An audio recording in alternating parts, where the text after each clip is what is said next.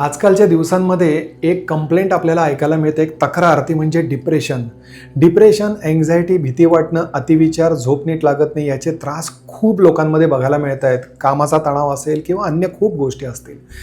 आता या मनाला समजून सांगणं शक्य आहे का, की तू असं नाही, असं वागलं पाहिजे? आपल्याला कितीही कळत असलं तरी सुद्धा ते वळत नाही, म्हणतो ना आपण. ती एक कविता पण आहे की मन वढाय वढाय.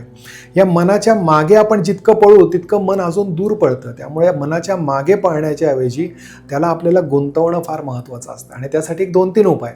पहिली गोष्ट, एकटं राहावंसं वाटेल, फार एकटं राहू नका. दुःखी गाणी वगैरे ऐकू नका. फिरायला जा, निसर्गामध्ये जा.